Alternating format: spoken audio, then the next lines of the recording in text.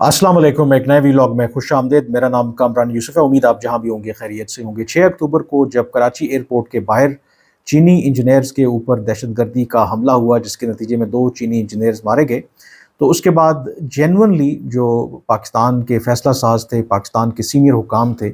उनमें ये कंसर्न पाया जाता था कि क्या इस वाक़े के बाद चीन के जो वज़ीर-ए-आज़म का दौरा पाकिस्तान है, क्या वो प्रोग्राम के मुताबिक जारी रहेगा या उसे वो मुलतवी कर देंगे? क्योंकि चीन के वज़ीर-ए-आज़म 11 साल के बाद पाकिस्तान के दौरे पर आ रहे थे बायलैटरल और एससीओ में कॉन्फ्रेंस में शिरकत करने के लिए।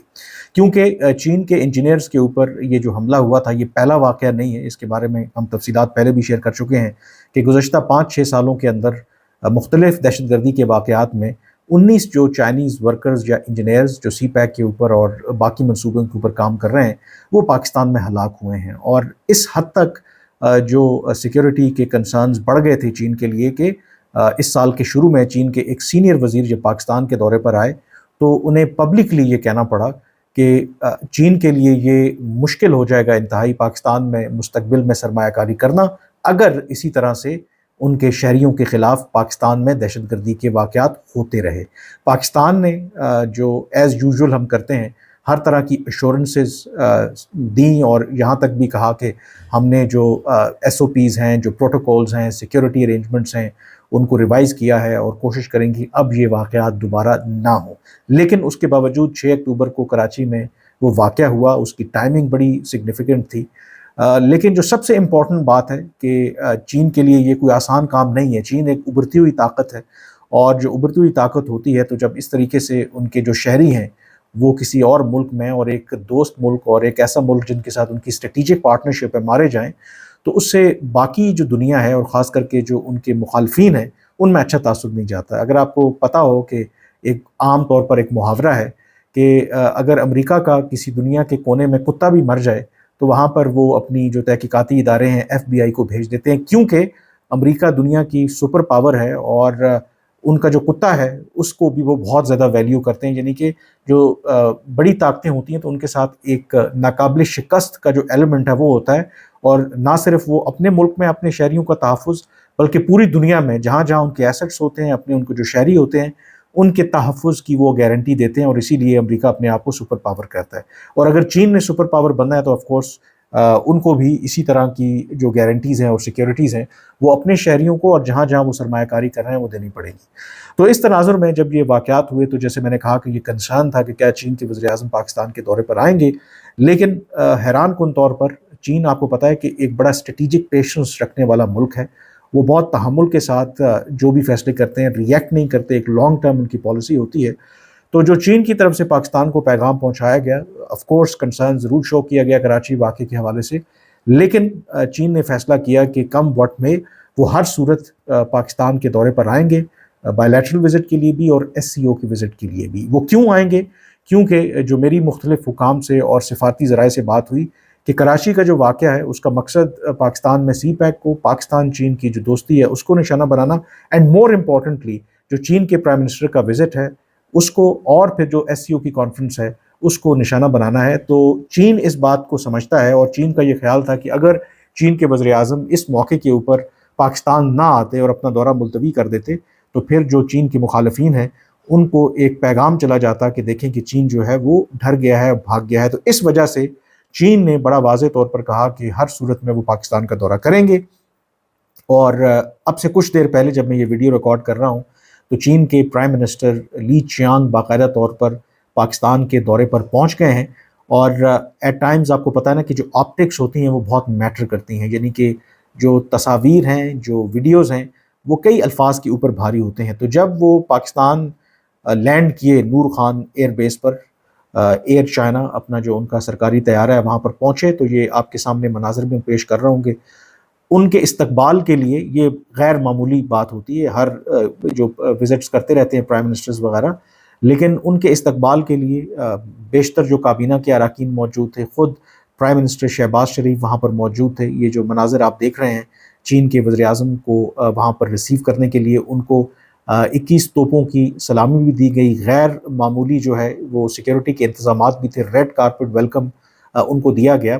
یہ غیر معمولی بات ہے۔ اب یہ جو آپٹکس ہیں یہ بہت کچھ ہمیں بتاتے ہیں، کیونکہ ہم جس خطے میں واقع ہیں اور جب چین اور امریکہ کے درمیان ایک نئی سرد جنگ جاری ہے، اور اس میں یقینی طور پر امریکہ چاہتا ہے کہ جو بھی چین کی ایک ایفرٹ ہے دنیا کی نمبر ون طاقت بننا، اس میں رکاوٹ بنا جائے، اور اس میں رکاوٹ کیسے بنا جائے کہ جو چین کے مفادات جہاں جہاں بھی ہیں ان کو نقصان پہنچایا جائے، اور جن ممالک کے اوپر ان کا اثر و رسوخ ہے ان کے اوپر دباؤ ڈالا جائے کہ وہ چین کے ساتھ اپنی جو شراکت داری ہے اس حد تک نہ لے کر کے جائیں جہاں پر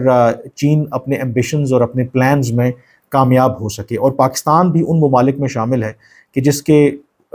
کا ایک یونیک آئی تھنک پرسپیکٹو ہے۔ ہم امریکہ کے اتحادی رہے بیشتر، جو پاکستان جب آزاد ہوا، سیٹو سینٹو افغان جنگیں جو 2 مرتبہ ہوئیں کمیونزم کے خلاف کولڈ وار کے ٹائم پر، اور پاکستان کے بارے میں عام طور پر یہ ایک اصطلاح استعمال کی جاتی تھی کہ امریکہ کی جب بات کرتے تھے کہ پاکستان از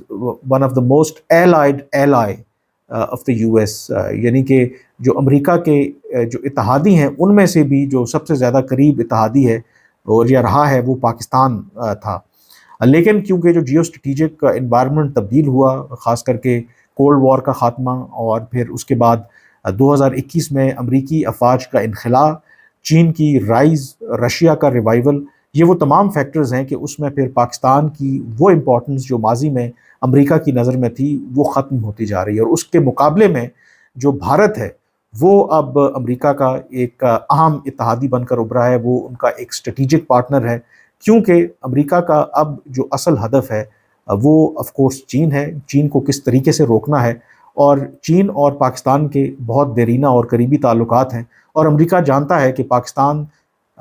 چین کے خلاف اس طریقے سے مدد نہیں کرے گا جو ماضی میں انہوں نے کمیونزم کے خلاف یا جب کولڈ وار تھی یا افغانستان کے اندر جو جنگیں تھیں مدد کی تھی۔ تو اس میں پھر جو چین کو روکنے کے لیے نیچرل جو الائنس ہے ان کا وہ بھارت کے ساتھ بن رہا ہے، اور بھارت کے ساتھ الائنس بننے کا مطلب یہ ہے کہ بھارت کو اگر آپ دیکھیں کہ جب سے ان کی آپس میں پارٹنرشپ بڑھی ہے امریکہ اور بھارت کی، تو ہر طرح کی جو سپورٹ پرووائڈ کی ہے امریکہ نے اور ان کے اتحادیوں نے، جو دفاعی اعتبار سے ان کو جو لیٹسٹ اکوپمنٹ پرووائڈ کیا ہے۔ اب پاکستان کے لیے جو سب سے بڑا کنسرن ہے کہ بھارت کے ساتھ آپ کے تعلقات ویسے ہی خراب تھے، اور اس کے بعد جب امریکہ اور پاکستان کے تعلقات، اوبیسلی امریکہ کو پاکستان کی ضرورت تھی، تو اس نے ہمیشہ ایک بیلنس رکھنے کی کوشش کی، یعنی کہ بھارت کے ساتھ جب بھی تعلقات رکھے تو not at the cost of Pakistan. لیکن اب کیونکہ امریکہ کا جو الٹیمیٹ آبجیکٹو ہے وہ چین کو روکنا ہے، تو اس کے لیے اس کو پرواہ نہیں ہے پاکستان کی، جتنا بھی اسلحہ اگر وہ بھارت کو فراہم کر رہا ہے اس کو ایک بڑی طاقت کے طور پر اس ریجن کے اندر دیکھ رہا ہے۔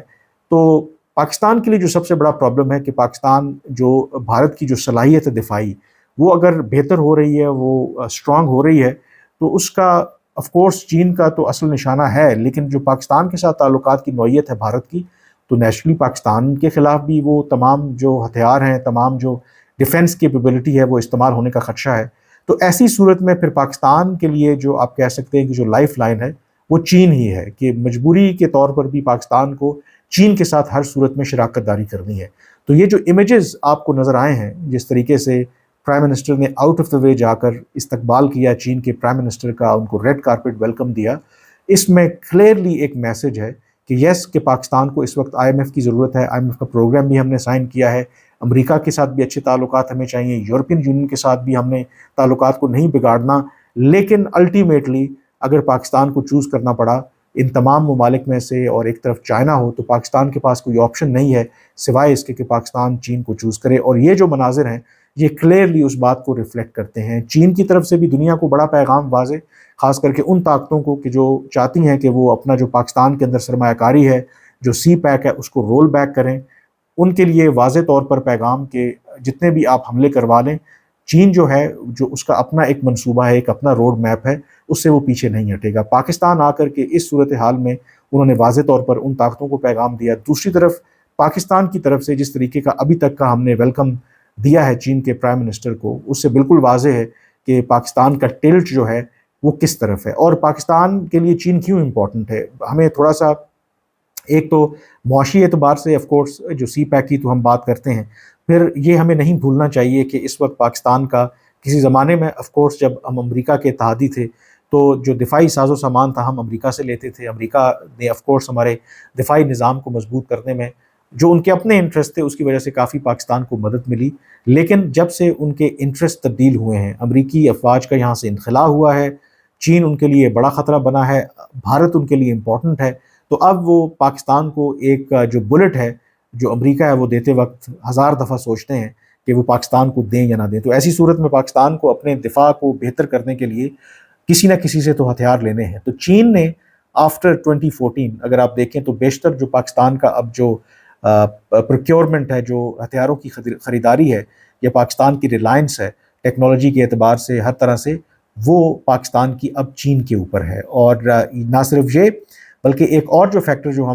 ہمیں یاد رکھنا چاہیے کہ چین آف کورس ان 5 ممالک میں شامل ہے کہ جو یو این سیکیورٹی کونسل کے پرماننٹ ممبرز ہیں. اور یہ بات ہمیں نہیں بھولنی چاہیے کہ یو این سیکیورٹی کونسل میں چین کے پرماننٹ ممبر ہونے کی وجہ سے جو پاکستان کو ایڈوانٹیجز رہے ہیں، جو پاکستان کو مشکل صورتحال میں چین نے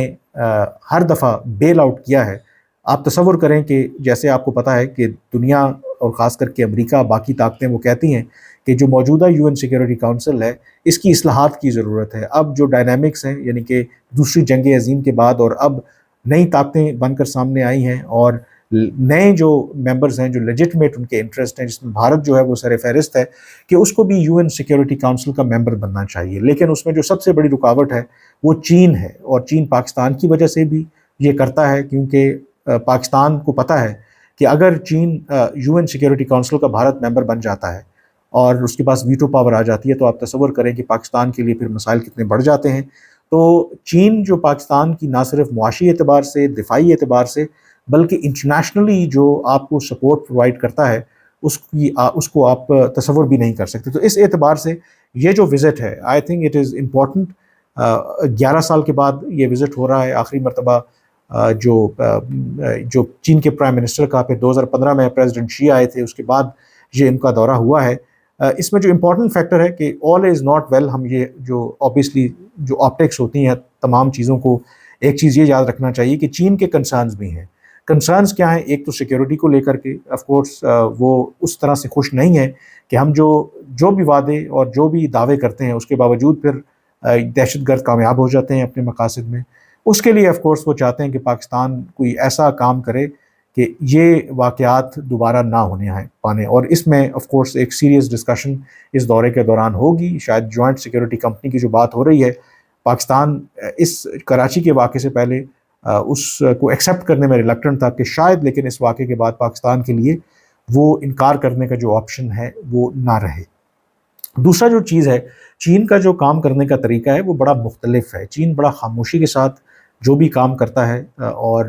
کوئی ڈھنڈورا نہیں پیٹتا. جب سی پیک کا آغاز بھی ہوا تھا تو اس وقت بھی چین نے پاکستان سے یہی کہا تھا کہ آپ خاموشی کے ساتھ اس کے اوپر عمل درآمد کریں، وقت سے پہلے ڈھنڈورا نہ پیٹیں، کیونکہ وقت سے پہلے اگر آپ ڈھنڈورا پیٹیں گے تو پھر اننیسیسریلی آپ اپنے مخالفین کو دعوت دیں گے کہ وہ اس کی مخالفت کریں، اور پھر ویسا ہی ہوا. دوسرا جو چیز ہے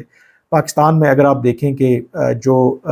پہلا جو فیز تھا سی پیک کا، اس میں پاکستان میں توانائی کا بحران تھا اور پاکستان نے چین سے ریکویسٹ کی کہ آپ بجلی کے کارخانے آ کر کے لگائیں. اس موقع پر آ کر لگائیں جب پاکستان میں کوئی بھی دنیا کا سرمایہ کاری نہیں کرنا چاہتا تھا سیکیورٹی کی وجہ سے، اور چین نے وہ رسک لیا، پاکستان میں آ کر کے انہوں نے سرمایہ کاری کی، اور 3 to 5 ایئرس کے اندر بجلی کے کارخانے لگانے کے بعد پاکستان میں جو توانائی کا بحران ہے وہ حل ہو گیا. لیکن جو حالیہ مہینوں میں اور سالوں میں جو پرابلم ہمیں پیش آ رہا ہے کہ وہ بجلی کی جو قیمتیں ہیں وہ انسسٹینیبل ہیں. اور اس کے حوالے سے ہم نے دیکھا کہ پاکستان کے اندر جو بہت سے ایسے عناصر ہیں یا کچھ عناصر ہیں جنہوں نے سارا الزام لگا دیا چین کی جو پاور کمپنیز ہیں ان کے اوپر. تو اس کی وجہ سے بھی جو چین ہے، اور پھر ہم جب پی ٹی آئی کے دور میں ایک اس کے حوالے سے ایک کمیشن بھی بنایا گیا جس نے تحقیقات کی، اور شاید پی ٹی آئی کو، عمران خان کو یہ خدشہ تھا کہ جی اس میں پی ایم ایل این نے کک بیکس لی ہیں، اس کے حوالے سے بھی چین جو ہے وہ کافی ناراض ہوا. تو چین یہ کہتا ہے کہ ہم آپ کے جو کنسرنز ہیں وہ ایڈریس کرنے کے لیے تیار ہیں، لیکن یہ بات اچھی نہیں ہے آپ کی کہ آپ پبلکلی جو الزام ہے ہمارے اوپر عائد کر دیں کہ جو بھی آپ کے اپنے مسائل ہیں، تو اس سے بھی وہ ناراض ہوتے ہیں، اس کو بھی وہ اچھا نہیں سمجھتے. تو یہ بھی ہمیں بات یاد رکھنے کی ضرورت ہے کہ جب ہم معاہدہ کرتے ہیں، آف کورس چین پاکستان میں آ کر کے سرمایہ کاری کر رہا ہے، بھلے وہ آپ کا دوست ہے لیکن وہ اپنا فائدہ بھی دیکھ رہا ہے. फ़र्क ये है कि चीन उन ममालिक में से है कि अगर उस सरमाया कारी से आपको फ़ायदा होगा, बल्कि डबल फ़ायदा मिले, तो उससे वो इनकार नहीं करेंगे। हमारा प्रॉब्लम ये है कि हमारी ब्यूरोक्रेसी जो है, हमारे लोग जब कोई भी मुआहदा किसी भी मुल्क के साथ साइन करते हैं, तो शायद उसके लॉन्ग टर्म इम्प्लिकेशंस को नहीं देखते, या उसके क्या मुज़मिरात होंगे उस वक्त उसको अपने सामने नहीं रखते, और जब हमारा काम निकल जाता है तो फिर हम कहना शुरू कर देते हैं कि नहीं जी, ये तो मुआहदा ठीक नहीं हुआ, अभी हमें रीनेगोशिएट करने की ज़रूरत है। तो आई थिंक इसमें जो इम्पोर्टेंट फैक्टर है कि जब आप इस तरह के मुआहदे कर रहे होते हैं, तो उस वक्त आप तो ड्यू डिलिजेंस कर रहे हैं, बड़ा प्रॉपरली होमवर्क करने के बाद उसके जो शॉर्ट, मीडियम और लॉन्ग टर्म जो उसके नुकसानात और जो फ़वाइद हैं उनको सामने रखें, और उसके बाद मुआहदा करें। लेकिन जब आप एक दफ़ा मुआहदा कर लें, तो फिर आपको उसके बाद उससे बैकआउट नहीं करना चाहिए। तो हमारा एक ये भी प्रॉब्लम है, जिससे ना सिर्फ चीन बल्कि जो बाकी दुनिया के सरमायादार हैं या सरमायाकार हैं, वो खुश नहीं होते कि आप एक पॉलिसी लेके आएँ, एक कमिटमेंट करें और फिर उस कमिटमेंट को ऑनर करें, उससे फिर बैकआउट ना करें। तो ये 3-4 ऐसे फैक्टर्स भी हैं जो पाकिस्तान और चीन के दरमियान आप कह सकते हैं कि एक हिकअप भी है। और ऑफ कोर्स जब इतने बड़े पैमाने के ऊपर ऑलरेडी चीन ने अब तक पाकिस्तान में कोई $28 बिलियन की जो सरमायाकारी की है या फाइनेंसिंग की है मुख्तलिफ मनसूबों की, फर्दर भी वो करना चाहते हैं, जब इतना ज़्यादा एक्सपोजर होता है तो लामहला तौर पर इश्यूज़ उसमें आते हैं। बट जो ब्रॉडर एक उसके अंदर एक एग्रीमेंट है, चीन भी समझता है कि उनकी जो पाकिस्तान के साथ शराकत दारी है वो उनके इंटरेस्ट के लिए इम्पोर्टेंट है, पाकिस्तान के लिए तो ऑफ कोर्स लाज़िम मलज़ूम है। और ये जो विज़िट है ऑफ कोर्स इस लिहाज से बहुत इम्पॉर्टेंट है। अब ये विज़िट ऑफ कोर्स इसका आगाज़ हो गया है, आज उसका बायलैटरल डे है, फिर एससीओ में वो शिरकत करेंगे। जो इसकी आउटकम होगी, क्या क्या मुआहदे जिन पर दस्तखत होंगे, जो बड़ी डेवलपमेंट्स हैं, उसके हवाले से लेटर ऑन मैं आपको अपडेट करूँगा। लेकिन फ़िलहाल के लिए आपसे इजाज़त चाहूँगा। अल्लाह हाफ़िज़।